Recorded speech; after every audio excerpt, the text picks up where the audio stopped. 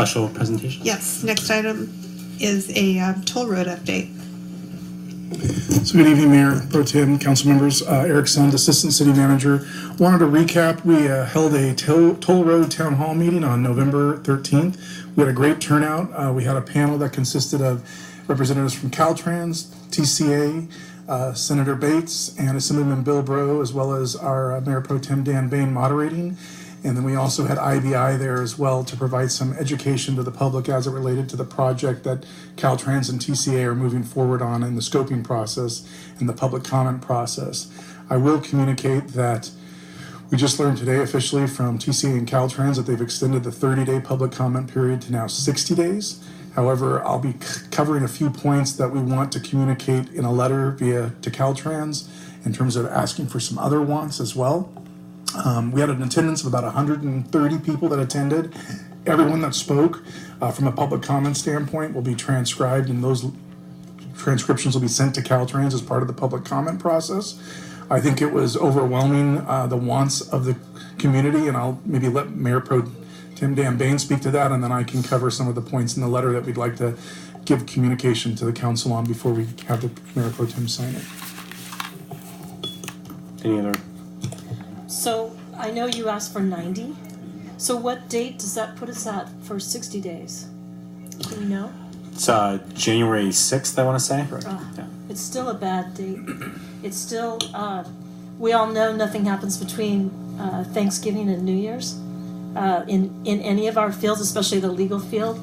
But it's a bad time to have it end of January 6th. So would we consider still making a comment in that letter that date is inadequate? Yeah, so I think that's a good point. I think we will make that comment, and just, do you want to go ahead and sort of read the points Absolutely. that we have So in the letter? I think that'd be... The points that we want to convey in the letter that we'll send to Caltrans is first and foremost that we would like the public commenting period for the preliminary draft screening criteria to be 90 days, not 60 days.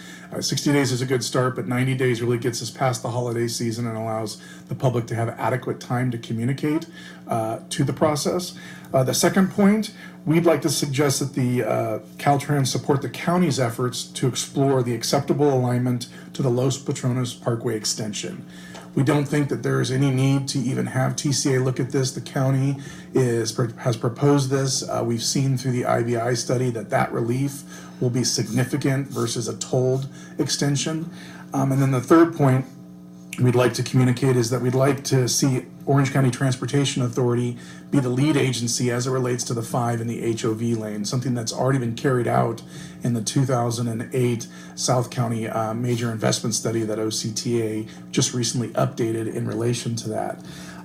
Part of the letter, we would like to also speak to the fact that we believe that the TCA Caltrans process is legally legitimate, and we're currently in a lawsuit over those issues as well.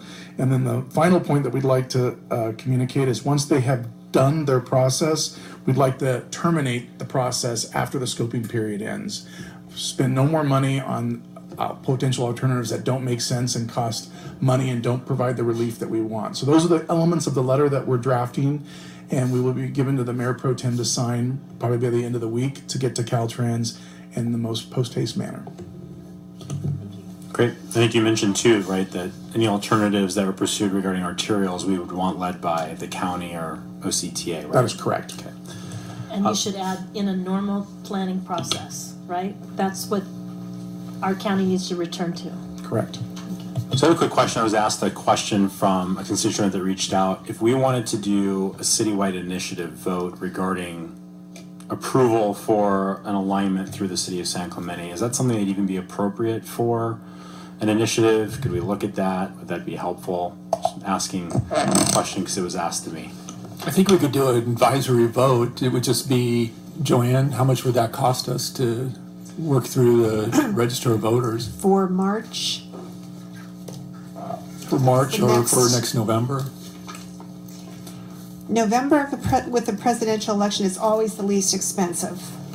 So let me see, I think. It's going to be like this last election, and definitely not. I thought No, March it would was going not to be. be that. I thought March would be about $100,000. Yeah, I think That's probably about right, because the primaries, the more people that are in the process, the cheaper.